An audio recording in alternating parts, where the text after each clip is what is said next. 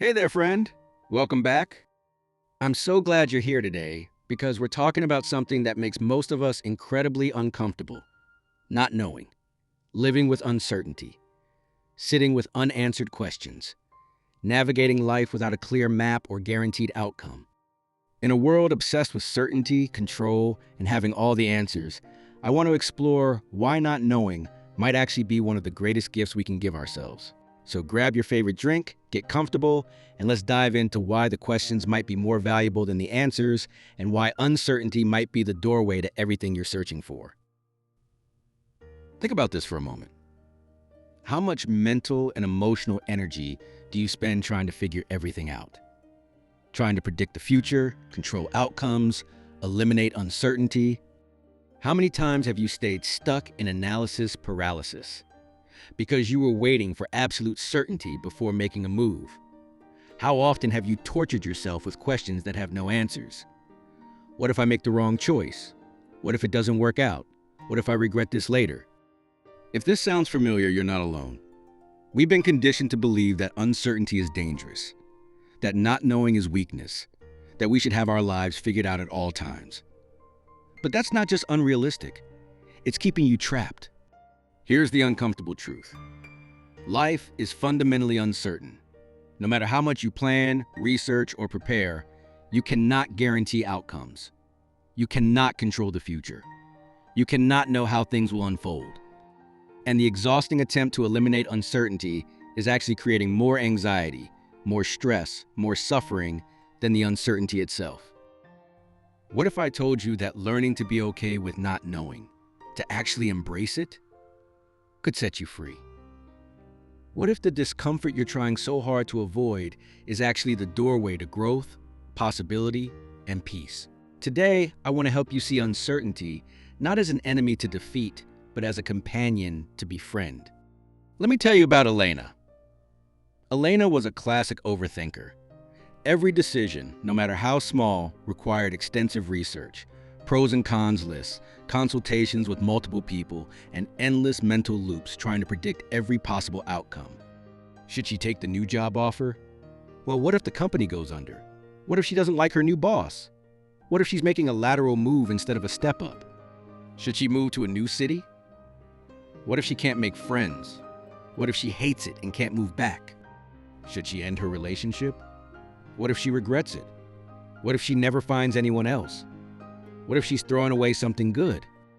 Elena was paralyzed by the need for certainty. She needed to know that her choices would work out before she made them. She needed guarantees that didn't exist. So she stayed stuck, in jobs that bored her, in a city she'd outgrown, in a relationship that wasn't quite right, because the known misery felt safer than the unknown possibility. The irony was that Elena's attempt to avoid uncertainty was creating a different kind of suffering: the slow death of staying stuck, the regret of opportunities not taken, the suffocation of a life lived small to stay safe. Imagine you're standing at the edge of a forest. The path into the forest is unclear. It's foggy, mysterious, unpredictable. You can't see where it leads.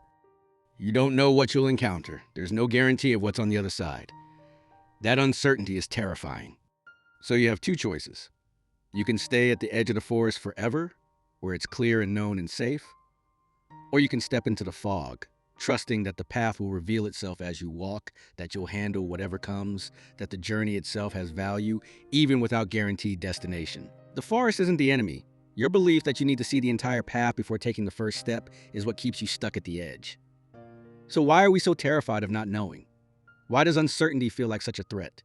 I've identified 5 core fears about uncertainty that keep us trapped in the need for control, and understanding them is the first step to making peace with not knowing. Fear 1.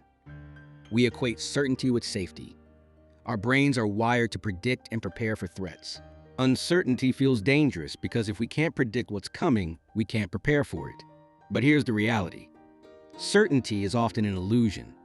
You can't actually control most of what happens. The sense of safety you get from feeling certain is false comfort. Real safety comes from trusting your ability to handle uncertainty, not from eliminating it. Fear 2. We think not knowing means we're failing. We live in a culture that celebrates having your life figured out. People ask, what's your 5-year plan? Where do you see yourself? What's next? And if you don't have clear answers, you feel like you're behind, lost, or doing it wrong. But not knowing isn't failure, it's honesty. It's actually more grounded in reality than pretending you have it all figured out when none of us actually do. Fear 3. We believe we need all the information before making decisions. Analysis paralysis. The belief that if you just research enough, think enough, plan enough, the right answer will become clear and the uncertainty will disappear. But most important decisions in life cannot be made with complete information. You'll never have all the data.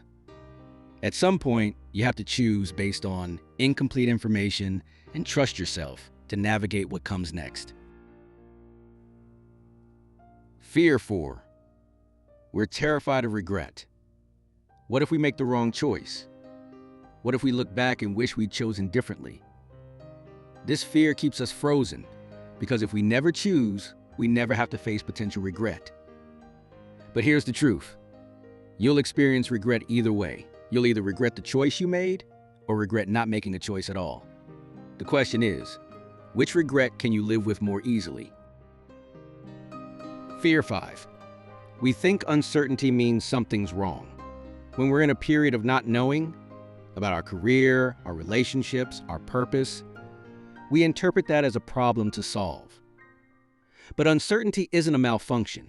It's a natural part of being human, of growth, of transformation. The caterpillar doesn't know it's becoming a butterfly. It just has to trust the dissolution and reformation.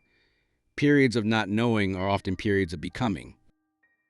All right, so how do we make peace with uncertainty? How do we learn to sit with not knowing without spiraling into anxiety? Here are 6 strategies to help you embrace the gift of uncertainty instead of fighting it. Strategy 1. Shift from I need to know to I'll figure it out. Your brain wants certainty. So when you don't have it, anxiety shows up. The antidote isn't finding certainty. It's building confidence in your ability to handle uncertainty. Instead of telling yourself, I need to know how this will turn out, tell yourself, I don't know how this will turn out, and I trust myself to handle whatever comes. That small shift from needing certainty to trusting your capacity changes everything. Strategy 2. Practice sitting with discomfort. Uncertainty is uncomfortable. Your instinct is to resolve that discomfort immediately. Make a decision, any decision, just to stop feeling uncertain. But what if you practiced sitting with the discomfort? What if you said, I'm going to sit with this question for another week without forcing an answer? The more you practice tolerating uncertainty, the less power it has over you. You build resilience to discomfort. Strategy 3. Focus on what you can control. You can't control outcomes, but you can control your actions and responses. Instead of obsessing over will this work out, ask yourself, what can I do today that aligns with my values regardless of outcome? When you shift focus from uncontrollable outcomes to controllable actions, you reclaim your power. You're no longer at the mercy of uncertainty. You're actively engaging with it. Strategy 4. Reframe uncertainty as possibility. Uncertainty means the future is unwritten. That's scary, yes. But it also means anything is possible. When you don't know what's coming, it could be better than anything you've imagined. Instead of asking, what if it goes wrong? Start asking, what if it goes wrong? What if something unexpected and wonderful happens? Uncertainty is the space where miracles live. Strategy 5. Create anchors in the unknown. When everything feels uncertain, create small certainties.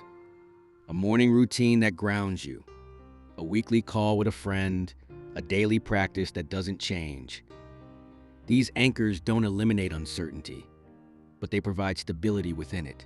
You can handle not knowing where you're going when you know who you are and what practices keep you grounded. Strategy 6. Ask better questions.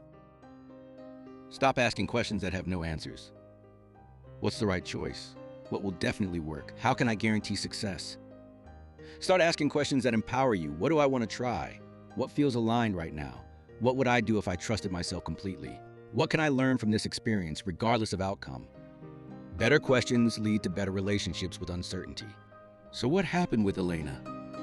After years of staying stuck, Elena had a realization. Waiting for certainty was itself a choice to remain paralyzed. So she tried something radical. She stopped trying to know. She took the job offer without knowing if it would be perfect. She moved to the new city without knowing if she'd love it. She ended the relationship without knowing if she'd find someone else. She stepped into the fog. And you know what? Some things worked out, some things didn't. The job was great for a year, then she moved on to something else. The city took time to adjust to, but she eventually built a life there. The relationship ending was painful, but it opened space for growth she couldn't have accessed while staying. The outcomes weren't guaranteed. But Elena discovered something more valuable than certainty. She discovered her own resilience. She learned she could handle not knowing. She learned that uncertainty wasn't the enemy. Her fear of it was. And that shift transformed everything. Now, I want you to think about something. What are you waiting to know before you move forward? What certainty are you demanding before you take action? And here's the harder question. What is that waiting costing you? How many opportunities are passing by while you're trying to eliminate uncertainty? How much life are you missing while you're waiting for guarantees that will never come? Here's what I've learned about uncertainty. It's not the problem. Our relationship with it is when you fight uncertainty, demand certainty, try to control the uncontrollable, you suffer. But when you accept that uncertainty is part of being human, when you build trust in your ability to navigate it, when you see it as the space where growth happens, something shifts. You stop feeling like a victim of circumstances and start feeling like an active participant in your life, even when you don't have all the answers. The most profound experiences in life happen in the unknown. Love is uncertain. Growth is uncertain. Creativity is uncertain.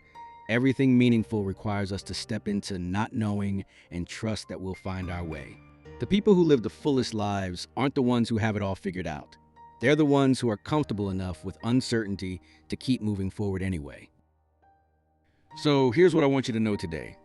You don't have to have all the answers. You don't have to know exactly where you're going or how things will turn out.